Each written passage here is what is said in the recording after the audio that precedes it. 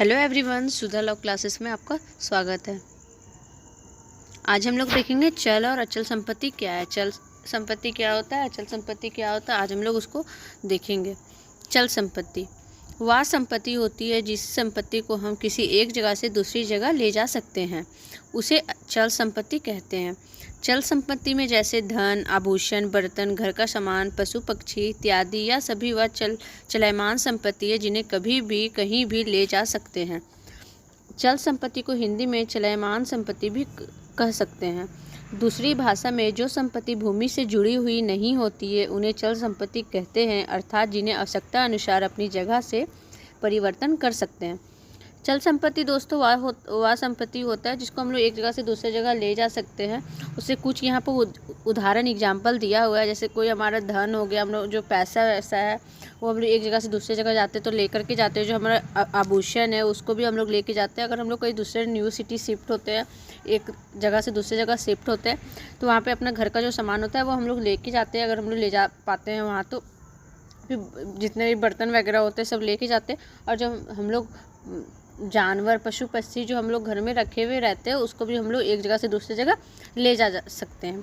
तो ये हमारा क्या होगा, चल संपत्ति। जिसको हम लोग एक जगह से दूसरी जगह ले जा सकते हैं वो हमारा होता है चल संपत्ति।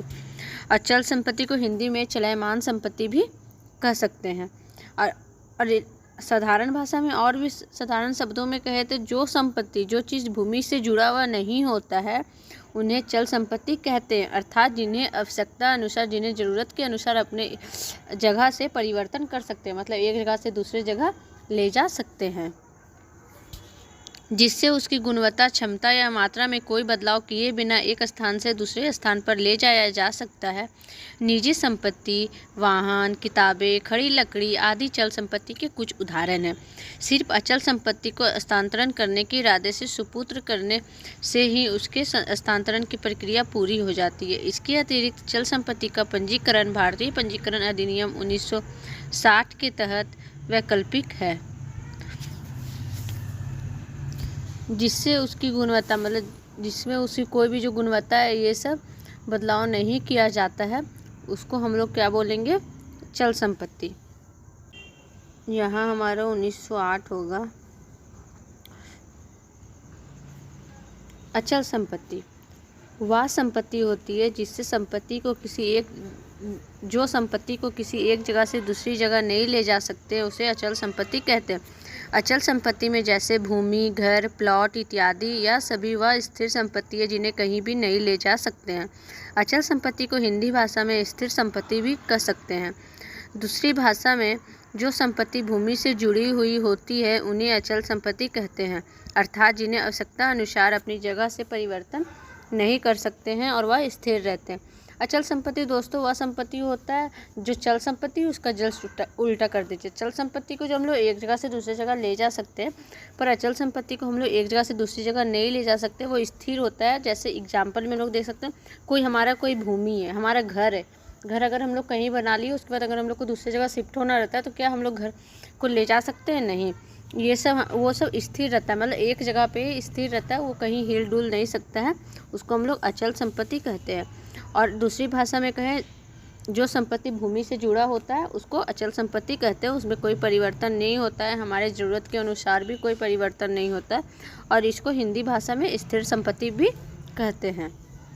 केवल अचल संपत्ति की सुपुर्दगी में अचल संपत्ति के हस्तांतरण के लिए पर्याप्त नहीं है, इसे अंतर रीति के नाम पर पंजीकृत करना होगा। अचल संपत्ति को भारतीय पंजीकरण अधिनियम 1908 के तहत पंजीकृत करना अनिवार्य है। जैसे घर अचल संपत्ति है लेकिन दरवाजे और खिड़कियां चल संपत्ति है। एक घर पूरी तरह टूटे बिना परिवर्तन नहीं किया जा सकता है, लेकिन दरवाजे और खिड़कियां को निकालकर दूसरी जगह ले जाया जा सकता है। ये मैं आपको लोग को इसलिए बता रही हूँ क्योंकि कभी ऐसा हमारा क्वेश्चन आ जाएगा कि घर तो अचल संपत्ति, घर को हम लोग नहीं चेंज कर सकते, पर हमारा जो क्या कहते हैं, हमारा जो खिड़कियाँ दरवाजे वो चल संपत्ति है। तो हाँ, हम लोग ऐसा बोल सकते हैं कि हाँ, घर तो पूरी तरह टूटे बिना तो परिवर्तन नहीं किया जा सकता उसमें कुछ भी, लेकिन दरवाजे और खिड़कियों को निकाल करके हम लोग एक जगह से दूसरी जगह ले जा सकते हैं, इसलिए दरवाजे और खिड़कियाँ चल संपत्ति है। लेकिन जो हमारे कानून है कि कानूनी भाषा की बात करें तो घर और दरवाजे चल संपत्तियाँ भी नहीं हैं। पेड़ और पौधे, उगी हुई फसलें, उगी हुई घास को अचल संपत्ति नहीं माना जा सकता है, क्योंकि फसल, लकड़ी और घास जिनकी जड़ें भूमि से जुड़ी होती है, जिन्हें अचल संपत्ति नहीं कर सकते हैं। ऐसा बात करें तो जिन्हें बेचकर पैसा कमा सकते हैं, मतलब जिन्हें बेचकर से पैसा कमाया जा सकता है। जो पेड़ पौधे, ये भी अचल संपत्ति नहीं है, ये भी चल संपत्ति है एक तरफ से देखें तो, क्योंकि हम लोग इसको बेच सकते हैं और उससे पैसा कमा सकते हैं। तो जो हमारे पास जो पेड़ पौधे, जो हमारे फल हुए, जो भी हुए हमारे खेत खलिहान में जो भी फसल हुई, उसको हम लोग बेच रहे हैं अगर तो ये हमारे से दूसरे लोगों के पास जा रहा है। वो अगर उसको भी कुछ ऐसा बेचना होगा तो वो भी कहीं और बेचेगा। तो इस तरह से हम कह सकते हैं कि जो पेड़ पौधे हैं, उसकी उगी हुई फसल है, उसकी उगी हुई घास है, वो अचल संपत्ति नहीं होगी।